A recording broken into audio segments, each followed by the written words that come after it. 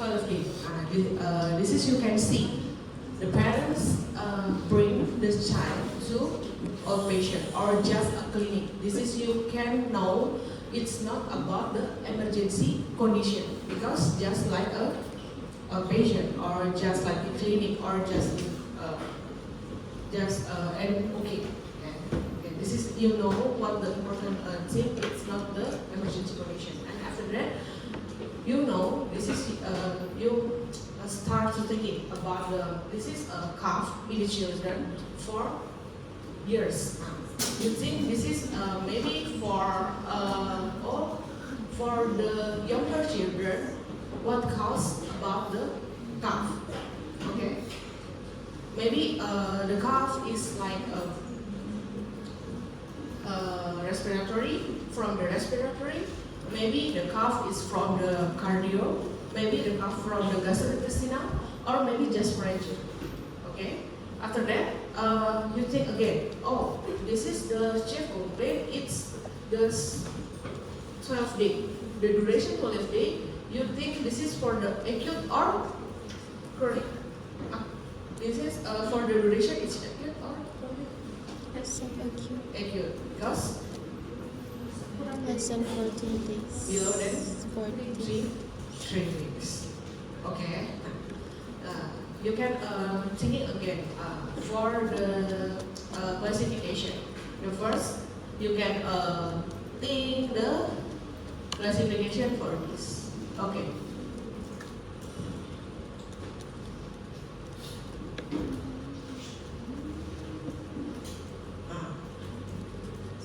This is you can see for the duration.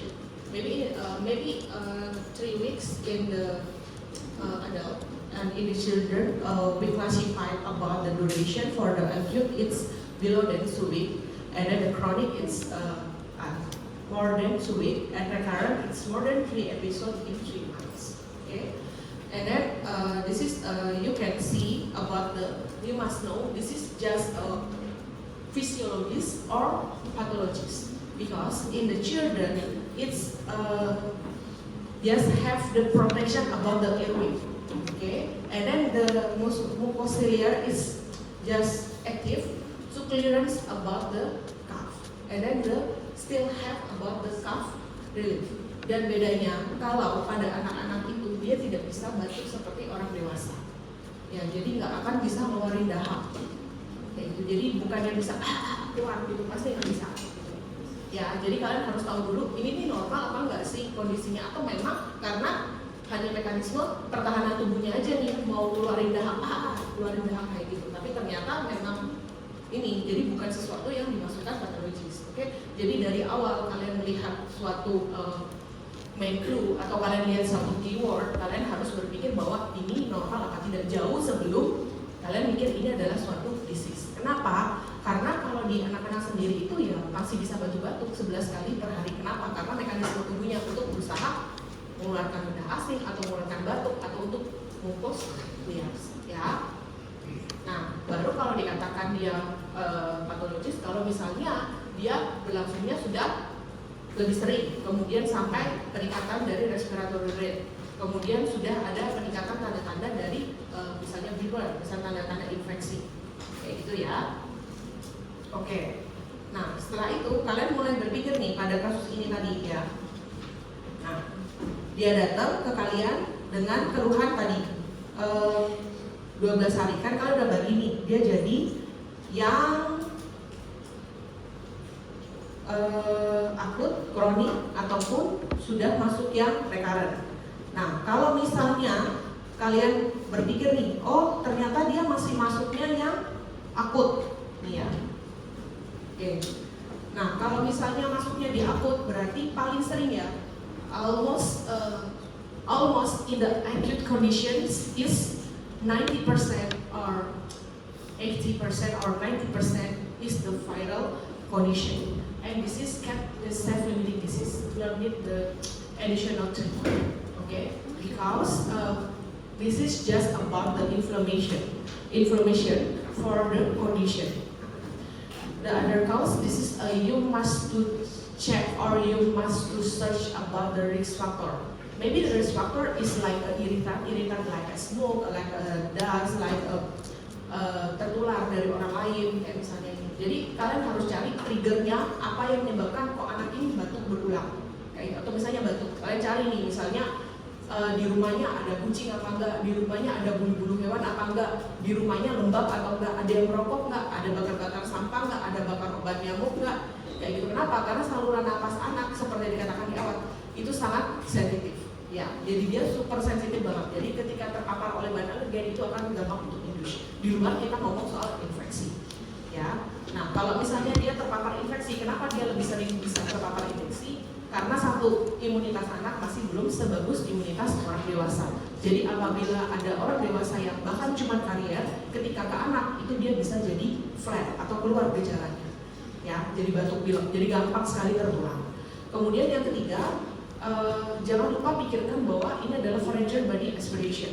If dia ada minum sebelumnya tersedak, atau dia ada makan sebelumnya tersedak, atau dia batuknya terus menerus ya, apalagi ditambah dengan pemeriksaan klinik yang kalian harus kuatkan di sini adalah unilateral visit or stridor. This is the common about tubular condition. Oke? Nah, kalau misalnya kalian sudah berpikir, oh ya udah, ini kan dia rata-rata hampir 80-90% karena viral. Nah, kalian cari tuh gejala atau simptom dari viral apa saja.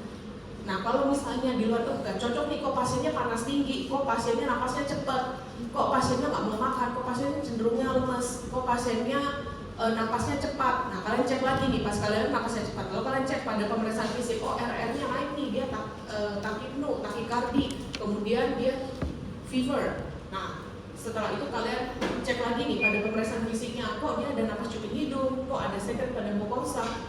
Kemudian kalian cek kok faringnya membesar, kemudian kok ada detritus, ya, kemudian kok ada kayak kelihatan bahkan sampai ada abses dan sebagainya. Kemudian kalian cek turun lagi, ada kok diperiksa ya, ada rels, terutama relsnya adalah rel pneumonia, relsnya adalah rels inspirasi ya, bedakan sama bronchiolitis ya, relsnya adalah ekspirasi ya. Oke, kalian cek nih ada rels, kemudian kok ada ekspirasi memanjang. Nah, berarti kalian sudah berpikir, oh ini bukan sekedar viral. Dari situ baru kalian, oh mungkin ini adalah the other etiology. Maybe it's like a germ, bacterial, or fungi, or the other. Ya. Nah, kalau sudah berpikirnya adalah ke arah kronik, the duration is more than 2 weeks, or recurrent it's more than 3 episodes in the 3 months. Maybe you can think this is about the chronic condition. Okay, the chronic you can divide by 2 conditions. This is the specific cough or non-specific cough. Specific cough is like tuberculosis, asthma. This is have a specific cough. Maksudnya, jadi kalau sudah kronik itu kalian berpikirnya berarti kan perjalanannya udah lama, nggak mungkin dia baru berjalan 1-2 hari, pasti perjalanannya inflamasi atau misalnya infeksinya berlangsungnya adalah udah lama. Nah, jadi kalian pikirkan apa aja penyakit yang kemungkinan bisa berlangsung dalam durasi yang mingguan. Nah, salah satunya kalian bisa menjadi 2 nih, kalian lihat lagi, oh ini batuknya spesifik, maksudnya batuknya batuk produktif atau batuknya batuk bukan produktif. Nah, batuk produktif seperti apa? Salah satunya TB. Ya, karena kan TB walaupun dia batuk tapi dia batuknya pasti akan lebih dari 2 minggu dan disertai gejala yang lainnya sesuai dengan kriteria TB itu ya. Nah, lalu selain itu asma. Asma apa? Kasnya kemarin kita belajar. Asma kasnya batuknya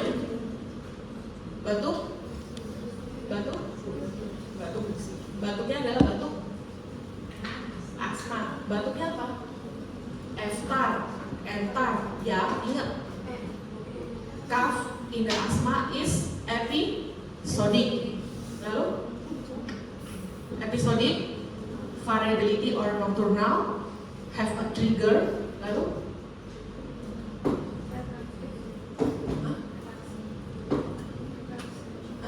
allergic and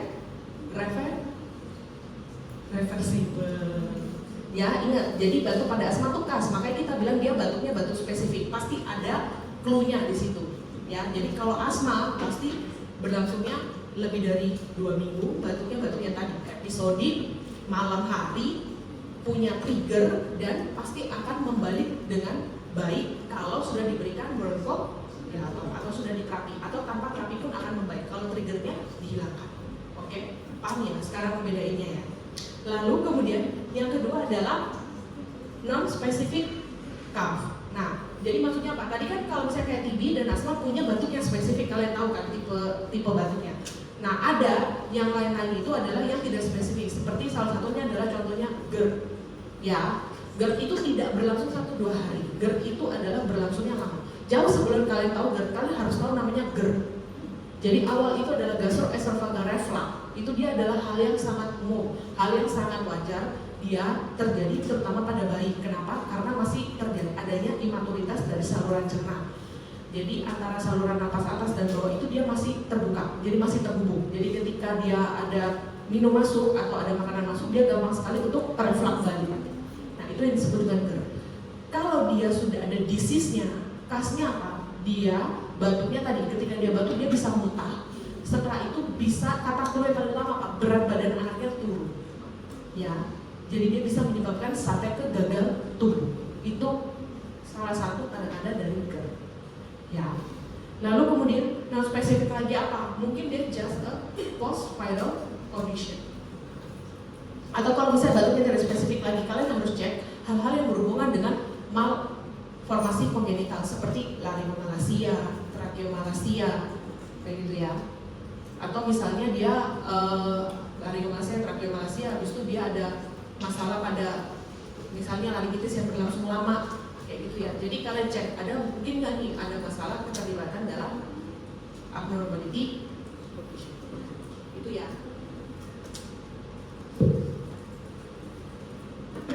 Ya, jadi kalian paham ya. Jadi ketika dimasukkan durasi di situ kalian tahu nih, kalian udah langsung punya mapping. Oh, dia durasi segini, masuknya apa? Kemungkinannya apa-apa. Kalau dia durasinya segini, apa-apa gitu. Udah ya. Sekarang kita masuk ke batuknya. Oke, batuk itu dibagi jadi 3.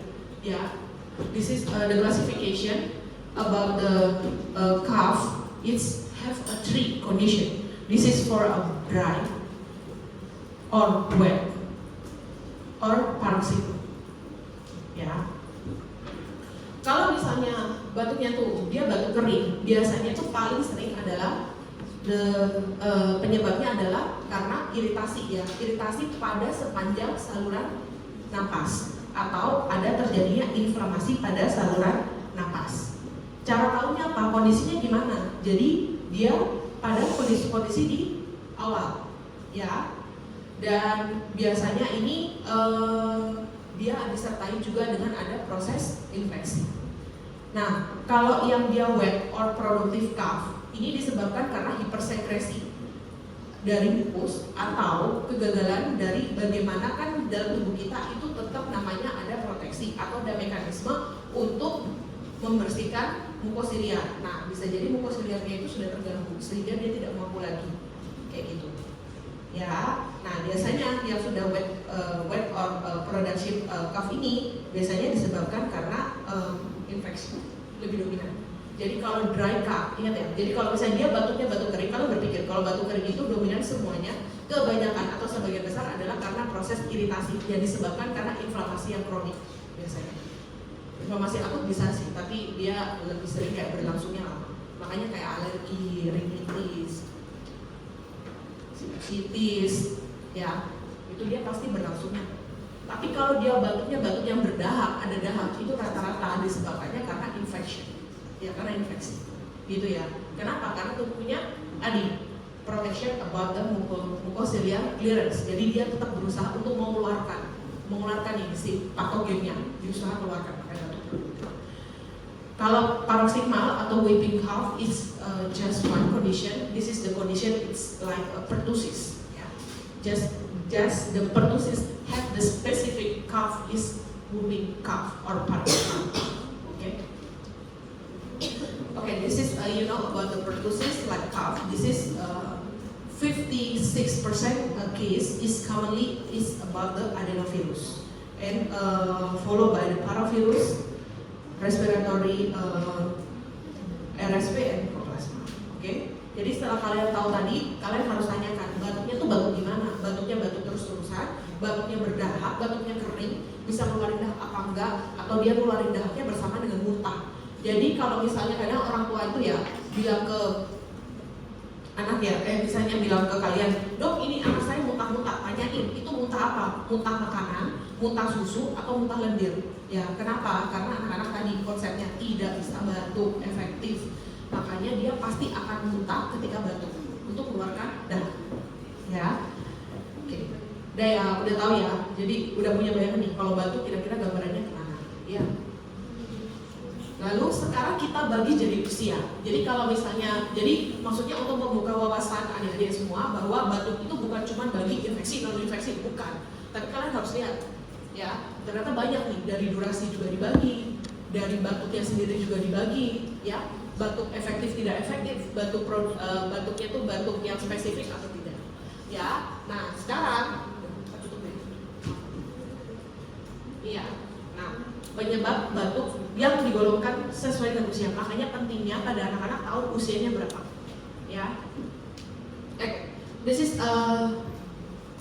you can see about the classification or the group for the age in the children. You can see if the infant, you must think the first about the condition is connection about the congenital. Okay, you don't forget about this. The congenital is like maybe tracheomalacia. Jadi kalau misalnya dia datang nih ke kalian masih baik, kok batuk-batuk terus sih, cek dia kalau nangis atau dia kalau itu suaranya serak atau apa, kayak gitu. Ya, kemudian atau kayak misalnya dia batuk tuh kayak sampai dia sesek atau bisa sampai retraksi kayak gitu. Ya, misalkan pikir oh jangan sampai ini tracheomalacia. Atau ini penyebabnya karena vascular. Ya, bisa juga disebabkan paling sering adalah tadi karena dia masih belum terlalu mature ya antibodinya, paling sering disebabkan karena infeksi. Ya, infeksi apa aja bisa. Lalu kemudian bisa disebabkan karena pneumonia yang aspirasi ya. Jadi bukan sekedar bronchopneumonia tapi dia bisa aspirasi. Kenapa? Karena bisa dalam salah pemberian minum atau dia punya malformasi kongenital, jadi dia gampang masuk ke saluran napas ya, atau gastroesophageal tadi yang dijelaskan ya, gastroesophageal reflex ya. Nah, kalau dia sudah masuk ke usia-usia preschool nih, usia-usia misalnya dari usia-usia 2 sampai 5 tahun, nah kalian pikir bisa juga dia aspirasi, minum-minum kecepatan, makan kecepatan, batuk bisa ya, atau just like a post-viral infection or asthma in the group of the preschool. And then after that, maybe you think this is like the condition about the tuberculosis, pertussis, or bronchiectasis. If the cough is grouping in the school age, you must think in the first is like a united airway disease. Okay, the united airway disease is now in the classification about the upper and below. This is the connection about the united airway disease like asthma, rhinitis, and sinusitis.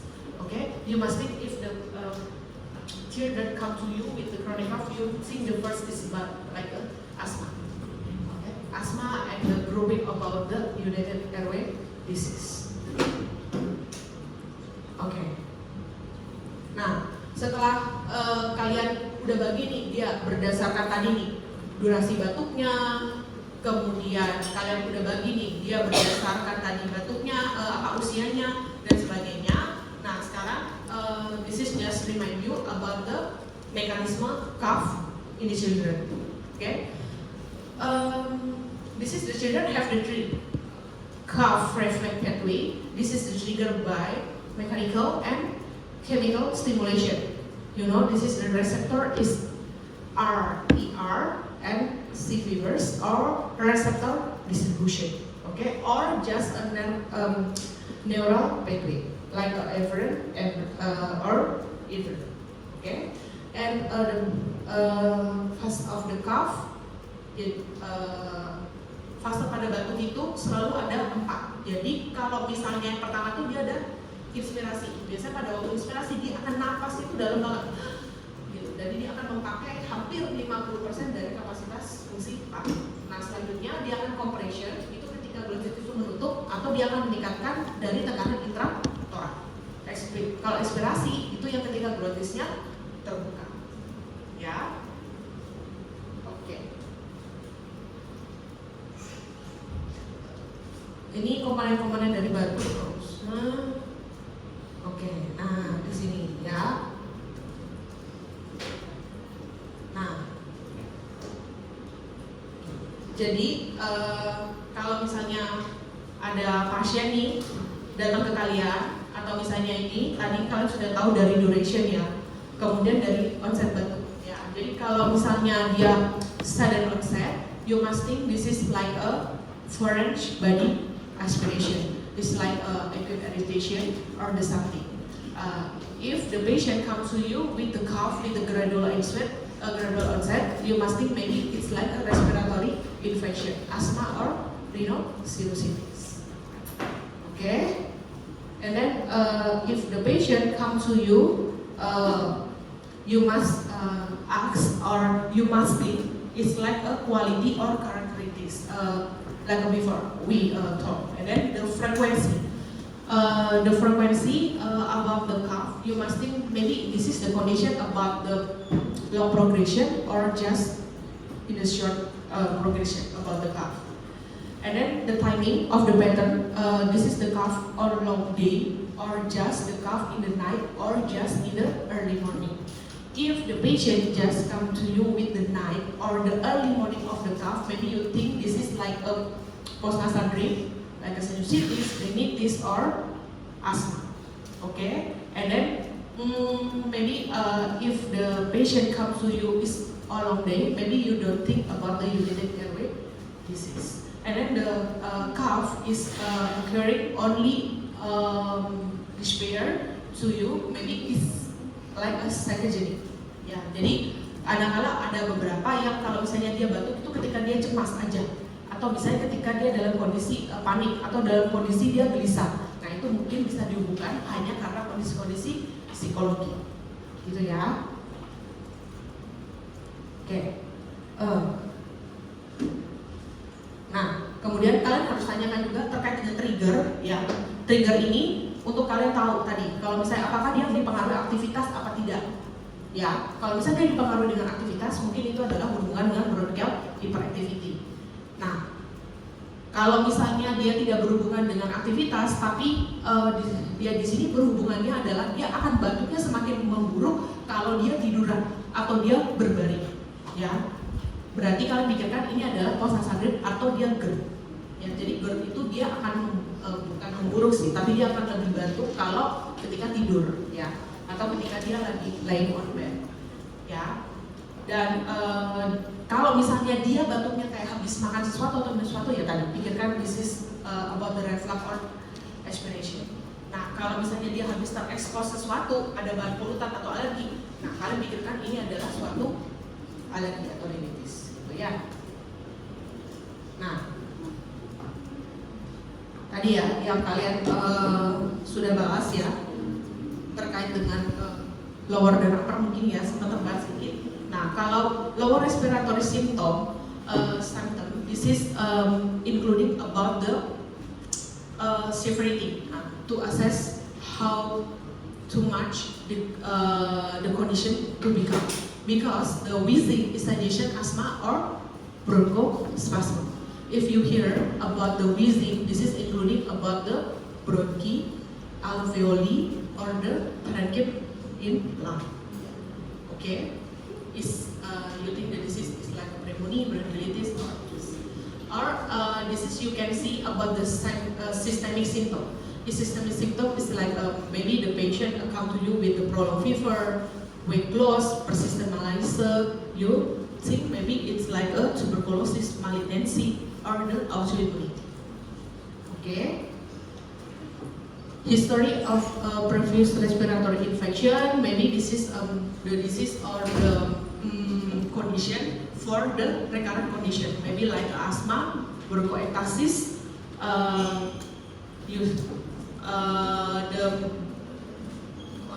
Maybe about the immune disorder. Oke, jadi kalau misalnya ada pasien datang ke kalian batuk terus-menerus, nah itu kalian bisa berpikir salah satunya mungkin asma, TB, bronkiolitis, atau dia adalah autoimun atau juga malignansi. Ya, dan juga jangan lupa tanyakan juga tentang histori riwayat sebelumnya dan faktor-faktor alergi serta keluarga. Kalau keluarga untuk kalian bisa berpikir oh mungkin ada asma, ada TB, ada hal-hal lain yang bisa diturunkan secara genetik. Ya, oke. Lalu kalau misalnya pasiennya juga ada batuk ya, ada batuk dan ada muntah setelahnya. Nah ini kalian harus bisa berpikir dua. Jadi bila pasiennya datang dengan kondisi post-tussive vomiting, itu kalian bisa berpikir pertusis atau bisa refleks itu adalah GERD. Oke. Ya. Oke. Nah jangan lupa tanyakan juga ya terkait dengan lingkungan ya. Jadi kalau misalnya pasiennya atau anaknya itu dia di daycare atau anaknya perokok, padat hunian, ventilasinya terbatas, ya itu kalian curiga jangan sampai kayak kondisi tadi. Jadi bukan jauh-jauh mikirnya udah kemana-mana, tapi maybe it's like a acute upper respiratory tract infection. Oke, dan tanyakan juga obat-obat sebelumnya. Oke ya. Nah, ini penjelasan dikit ke kalian mungkin sudah dibahas sama tutornya ya terkait dengan imunisasi ya. Jadi pada pasien ini yang kurang apa aja? Ya. Jadi pada pasien ini belum diberikan rotavirus, tetapi rotaviral in the patient in the 4 years cannot be or tidak bisa, bahkan ini ya. Jadi tidak boleh diberikan vaksinasi rotavirus kalau usianya sudah lebih dari 6 bulan. Tapi kalau misalnya dia sudah pernah terima yang RV5, itu kalian masih boleh berikan dia sampai usia 8 bulan ya. Untuk catch up-nya pneumococcus PCV3, kemudian DPT HBHIB booster dan ME booster itu bisa diberikan ya. Kalau untuk plottingnya nanti kita belajar lebih dalam pas antropometri aja ya. Oke, terapi ini nggak usah. Sekarang aku mau bahas langsung ke kasusnya dikit aja. Di sini. Ya. Oke, yang ini aja ya. Jadi kalau misalnya kalian berpikir tadi nih, aku masuk dari sini aja ya. Nah, kenapa kalian tuh punya mind map tuh harus banyak banget? Karena untuk mau menyingkirkan diagnos ya. Jadi kalau misalnya nih pasiennya datang ke kalian tuh atau datang dengan kondisi, nah kalau misalnya acute respiratory tract infection this is for the condition short duration is below than 2 weeks. If the condition is more than 2 weeks, you don't think this is for this condition. Okay, this is the first. And then you think the first is 80% is etiology is like a viral, okay? And then the symptom is like a post-nasal drip, is cold, runny nose, or mild fever. Is the patient come to you with the condition which the cough is more than 2 weeks, and then after that have the FTAR or the ENTA, episodic recurrent reversibility. This is the condition about the asthma. Okay, if the patient comes to you with the reflux or gastric or the cough in the when laying in the bed, you think about the gastroesophageal reflux disease. And if the patient comes to you with the cough more than 2 weeks, the fever more than 3 weeks, have a weight loss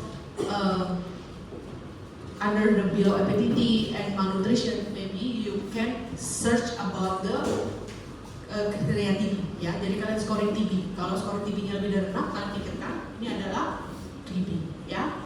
Kalau misalnya bronchopneumonia, berarti ingat bronchopneumonia gejalanya 3 paling khas ya. Cough, fever, and short of breath. Nah, kalau pertusis dia punya 1 yang paling khas, itu adalah whooping cough. Oke? Apa yang mendukung? Jadi kalau misalnya pada pemeriksaan yang paling khas adalah kalau pada acute respiratory tract infection pasti gejalanya cuma mild condition, ya cuma runny nose, mild conjunctivitis, sore throat, and mild fever. Kalau asma udah pasti ada wheezing atau aspirasi memanjang, gitu ya. Lalu kalau misalnya dia GERD, tidak terlalu ada yang khas ya. Kalau misalnya tuberkulosis khas ya, cramps, wheezing, short of breathness, tachypnea, dyspnea, retraction. Okay. Kalau bronchopneumonia, gejalanya apa? Ya tadi ya, dia bisa relsnya terutama pada akhir inspirasi, expirasi memanjang. Kalian cek ada tachypnea, ada tachycardia, ada retraksi. Ya, kalau pertusis pasti gejalanya spastik. Oke. Lalu kemudian pemeriksaan penunjang atau red flag-nya apa? Nah, kalau misalnya pada kasus-kasus seperti ini pasti paling awal kalian utamanya 90% adalah clinically symptom. In a patient with respiratory manifestation, kalian itu mengandalkan klinis dulu ya. Jadi anamnesis yang paling utama dan yang kedua adalah pemeriksaan fisik. Kalau memang kalian butuh penunjang, kalian boleh mengajukan pemeriksaan DL. DL untuk melihat apa? Untuk melihat main cause.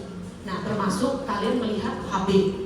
Ya, apakah ini perjalanannya misalnya dia memperberat. Ya, misalnya kalau saya pasiennya anemia kan pasti gejalanya atau disease-nya jadi lebih berat. Kayak gitu ya. Atau karena infeksi ini bisa bikin sampai anemia. Atau kalian bisa lihat, bisa jadi dia autoimmunity ya. Kalau misalnya dia limfositnya lebih tinggi. Atau misalnya pasien ini bisa juga alergi. Kalau kalian lihat dari apa? Eosinofil. Ya. Atau misalnya pasien ini trombositosis reaktif. Kalian bisa pikirkan, oh mungkin pasiennya ada trombositosis reaktif, ada dominasi dari neutrofil, kemudian leukositosis. Mungkin kalian berpikir, oh ini adalah infeksi. Ya, karena bakteri misalnya ya. Dan setelah itu kalian minta apa? Yang paling mudah dan paling ada di setiap vaskes kesehatan itu adalah LED. Jadi kalau LED-nya memanjang, ya bisa jadi ini adalah bakteri. Kalau enggak, mungkin bisa jadi ini cuma virus. Setelah itu yang umum lagi apa? Yang bisa kalian cek. Kalau misalnya kalian curiga asma, kita punya peak flow meter ya, yang digunakan di IGD itu bisa kalian mintakan untuk pemeriksaan. Ya. Lalu kalau misalnya ada fototoraks boleh, fototoraks, AP atau PA. Dan kalau kalian mau lihat jelas seperti kayak pada tinggi, kalian boleh tambahkan lateral. Itu ya. Kalau kalian curiga dia, jadi nggak berpikir langsung ke kultur segala macam gitu ya. Kalau misalnya nanti kalian lihat nih, kalau misalnya dia kalian screening TB, scoring TB 6, mungkin kalian lanjutkan dengan pemeriksaan matok tes dulu. Ya, kalau matok tesnya positif, mungkin kalian bisa, atau misalnya kalian ragu matok tesnya negatif, boleh kalian lanjutkan pemeriksaannya IGRA. Ya, kalau misalnya dia punya sekutum, boleh kalian cekkan sekutum BTA. Itu ya. Kalau misalnya pasiennya tadi asma, kalian bisa lanjut pemeriksaannya. Kalau dia oke, bisa spirometri. Gitu. Oke. Kalau penanganannya tetap utamanya adalah penanganan untuk kondisi-kondisi gawat dulu. Kalau misalnya dia ada kondisi gawat, berarti kalian harus tangani kondisi gawatnya dulu. Kalau misalnya dia tidak ada kondisi kegawatan, ya udah kalian langsung tangani. Kalau misalnya paling utama kita pemberiannya adalah obat batuknya adalah pemberian mukolitik ya, untuk membantu mengencerkan dahak. Kita sangat tidak pernah memakai golongan antitusif pada anak, ya, kayak kodein, gitu tuh jarang. Dan kalau misalnya dia terlalu pilek, kalian boleh tambahkan pseudoephedrine. Gitu ya. Oke. Pada dasar sekian, kita tambahkan sedikit mungkin dari dokter.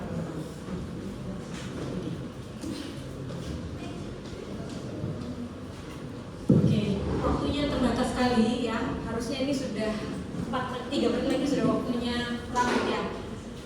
Saya sebenarnya nggak banyak, memang saya ada beberapa, tapi poinnya sebetulnya sedikit. Nah, pertanyaannya pertama adalah ini kan semua sepakat ya? Diagnosisnya semua sama, upper respiratory tract infection. Tadi saya sudah dapat insight dari Dr. Lia, kenapa kita mendiagnosis pasien dalam skenario itu sebagai upper respiratory tract infection, kenapa bukan lower, karena tanda klinisnya saya nggak bahas lagi. Nah, sekarang kalau semuanya sudah sepakat bahwa itu adalah upper respiratory tract infection, sekarang pertanyaan apakah antibiotik itu perlu? Siapa di sini yang terapinya memberikan antibiotik? Supaya cepat saya pakai bahasa Indonesia aja. Ada? Apa alasannya? Karena saya hanya melihat 2 kelompok ya, yang satu IC karena kebetulan saya fasilitatornya, kemudian yang di sini tadi hanya kelompok 6. Kelompok yang lain, ada yang memberikan antibiotik? Kenapa?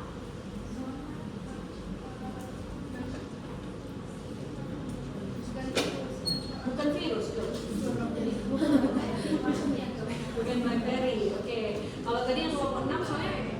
itu hanya ada di virus gitu ya. Walaupun penjelasannya mungkin bukan seperti itu, tapi skemanya begitu ya. Oke, sebenarnya kalau semuanya punya persepsi yang sama, ya sebenarnya apa yang saya bilang di sini nggak perlu lagi, kalian harusnya sudah paham. Cuma nanti apakah benar-benar kalian ketika menjadi dokter itu betul-betul bisa mengaplikasikan itu ya. Kalau kalian sekarang jadi mahasiswa kedokteran tahu bahwa sebagian besar ISPA itu adalah virus, ya itu nanti diaplikasikan. Untuk jadi dokter jangan memberikan antibiotik itu seakan-akan sebagai welcome drink gitu ya. Oke, nah ini ya saya membuat ini dengan bantuan AI. Ya, tentu isinya saya buat dulu, terus saya minta AI untuk membuat infografiknya. Tapi isinya bukan AI ya. Oke, nah ini ya, upper respiratory tract infection itu merupakan infeksi yang paling umum ya pada anak-anak, bahkan dikatakan bisa sampai 6 sampai 8 kali episode ISPA per tahun gitu ya, untuk anak-anak usia preschool dengan gejala yang sudah tadi kita banyak dibahas oleh dokter Lia. Saya nggak bahas lagi, tetapi poinnya kapan sih kita pakai antibiotik ya? Kalau kasusnya itu ISPA, sebagian besar itu adalah virus, jadi tidak perlu antibiotik. Lalu kapan kita perlu kasih antibiotik? Ada kondisi tertentu yang perlu antibiotik kalau terjadi komplikasi bakterial. Nah, apa contohnya? Yang terutama adalah ini ear and sinus infection, ya sinusitis akut atau POMA ya, atau juga pneumonia CAP. Tapi kasus pneumonia ini sangat jarang pada anak-anak. Kita lihat satu-satu. Yang pertama yang paling sering adalah common cold. Etiologi yang paling banyak itu adalah virus, sehingga actionnya adalah dengan simptomatik relief saja, pengobatan simptomatik. Jadi antibiotik tidak perlu. Ya, kalau kamu kasih antibiotik, otomatis masalah-masalah yang lain seperti masalah resistensi antibiotik itu akan muncul. Ya, oke. Kemudian yang kedua, faringitis. Nah, ini yang unik. Faringitis sebagai besar juga virus, tetapi ada satu kasus faringitis yang harus diterapi dengan antibiotik. Ya, kalau disebabkan oleh bakteri, dan itu pun bakteri yang namanya grup A Streptococcus. Apa nama lainnya? Streptococcus pyogenes. Ya. Kalau yang selain itu nggak perlu terapi antibiotik, hanya pengobatan simptomatik. Jadi hanya faringitis yang disebabkan oleh grup A Streptococcus lah yang perlu antibiotik. Kita nama lainnya adalah streptococcal faringitis gitu ya. Dan kejadian gas faringitis ini terutama pada anak usia 5 sampai 15 tahun. Sangat jarang ditemukan pada anak kurang dari 3 tahun. Ya. Kapan sih kita curiga yang mana ini virus, kapan bakteri? Ya. Kalian boleh cari nanti di literatur, cari yang namanya centor kriteria ya. Kurang lebih isinya begini, mungkin ada beberapa perbedaan. Tetapi kalau misalnya itu disebabkan oleh gas grup A Streptococcus, itu tanda klinisnya ada nyeri tenggorok dan setidaknya 2 dari hal-hal ini. Nggak boleh ada batuk. Begitu ada batuk, itu kemungkinan besar dia bukan bakterial. Kemungkinan besar itu adalah virus ya. Tidak ada batuk, terus ada exudat tonsil atau pembengkakan tonsil, demam, kemudian ada limfadenopati, dan usianya juga kurang dari 15 tahun. Nah, dengan adanya sedikitnya 2 hal ini, maka itu curiga dia grup A Streptococcus. Kalau mau pasti dia grup A Streptococcus, akan lebih baik kalau kita bisa lakukan pemeriksaan laboratorium. Tadi kelompok 6 yang bilang ada RADT, ya, rapid antigen diagnosis test ya. Itu artinya dia menguji ada tidaknya antigen dari grup A Streptococcus. Kalau positif ya sudah dia tegak sehingga harus diberikan antibiotik. Jadi kasus faringitis tidak perlu antibiotik kecuali kalau disebabkan oleh Streptococcus. Gimana kita curiga Streptococcus? Kalau ada tanda-tanda seperti ini, kalian boleh baca lebih lanjut tadi centor kriteria. Itu hanya prediktif. Kalau mau pasti ya harus kultur atau paling nggak RADT. Kalau memang sudah tahu itu streptokokal, maka antibiotik pilihannya adalah amoxicillin ya 10 hari. Jadi jangan cefixime gitu ya, jangan cephalosporin generasi 3. Itu broad spectrum sekali, banyak sekali kalau normal yang akan anti. Oke, itu untuk faringitis. Kemudian bronkiolitis ya, ini sebagian besar penyebabnya adalah RSV atau virus-virus respiratorik yang lain ya. Simptomnya saya juga nggak bahas. Dan pada kasus bronkiolitis maka juga karena penyebab utamanya adalah RSV maka tidak perlu diberikan antibiotik. Ya. Kemudian ini adalah salah satu bacterial complication yang perlu dengan antibiotik, yaitu sinusitis akut. Yang penyebabnya memang bisa virus, bisa bakteri. Nah, kalaupun bakteri juga tidak selalu diperlukan antibiotik. Nah, ini ada beberapa clue untuk membantu kalian. Kira-kira kondisi seperti apa yang membuat kita curiga nih penyebabnya adalah bakterial. Lihat, kalau gejalanya persisten, melet atau batuk lebih dari 10 hari, ingat ya, bukan 2 hari terus, oh ini sudah waktunya antibiotik, tidak. Kalau dia di dalam ada pilek atau batuk di daytime, di siang hari bahkan lebih dari 10 hari berturut-turut, terus kemudian gejalanya memberat, setelah membaik kemudian memberat kembali, atau gejalanya begitu berat, yaitu demam lebih dari 39, terus nasal secretionnya purulen lebih dari sama dengan 3 hari. Nah, itu kecurigaan penyebabnya adalah bakteri. Nah, kapan kita berikan antibiotik?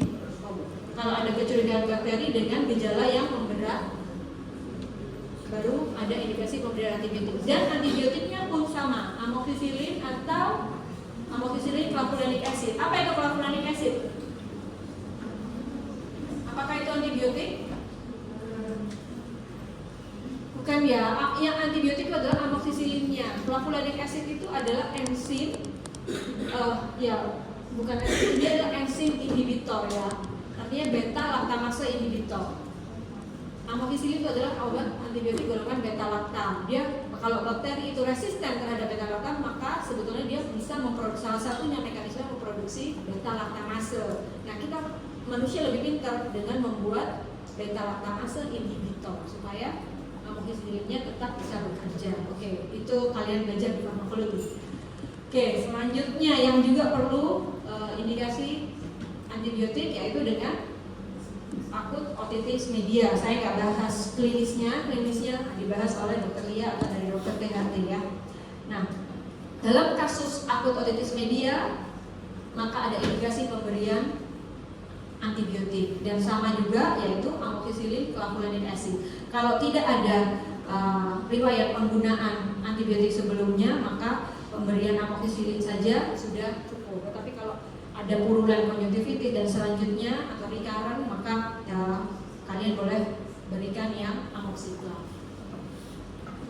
Kurang lebih itu kalau untuk ISPA. Tapi kalau untuk yang saluran nafas bawah yang akan saya bahas hanya pneumonia. Kalau tadi kita lihat membagi dari berbagai kelompok umur, kita lihat di sini dibagi menjadi kelompok neonatus, kemudian 30 hari sampai 2 tahun, 2 sampai 5 tahun dan lebih dari 5 tahun. Karena penyebab dari setiap kelompok umur ini berbeda-beda. Kalau kalian lihat yang disebabkan oleh bakterial hanya yang terutama ya, bukan hanya tetapi terutama pada kelompok neonatus karena penyebab pneumonia pada kasus neonatus ini lebih karena bakteri yang ada di jalan lahir ibu ya, atau juga pada anak-anak yang usianya lebih dari 5 tahun. Tapi di antara itu sebagian besar adalah penyebabnya virus. Sehingga berdasarkan patogen penyebab pneumonia ini ada rekomendasi dari WHO bahwa kalau usianya 2 sampai 59 bulan ya, 2 sampai 5 tahun, maka kalau dia ada kondisi fast breathing pneumonia, ada tachypneu, maka rekomendasinya kalau ini pasiennya outpatient kita bisa berikan amoxicillin juga selama 3 sampai 5 hari ya. Demikian juga kalau ada retraksi dada ya, pemberiannya juga oral amoxicillin. Tapi ini untuk inpatient. Tapi kalau untuk outpatient, kalau inpatient tadi yang seperti dokter dia sampaikan dan juga kelompok 6 juga sampaikan ya, ampicillin dan genta itu sudah cukup. Jadi jangan sedikit-sedikit meropenem gitu ya. Nah, kalau lebih dari 5 sampai 9 tahun, nah ini WHO belum berani mengeluarkan antibiotik apa yang menjadi pilihan. Tetapi intinya dari semua itu kita memberikan rekomendasi antibiotik itu kita berikan sebelum pemeriksaan definitif, itu kita sebut dengan pemberian terapi antibiotik empirik. Ya, sebetulnya itu berdasarkan pola kuman. Tetapi kalau kita belum punya pola kuman, boleh berdasarkan tadi yang saya sampaikan di depan. Kalau memang pasien itu tidak membaik, ya dengan pemberian terapi antibiotik empirik kita pada akhirnya mau nggak mau harus kultur dan uji sensitivitas untuk tahu bakteri apa penyebabnya, dan sehingga kita tahu antibiotik apa yang sesuai. Itu disebut dengan terapi definisi.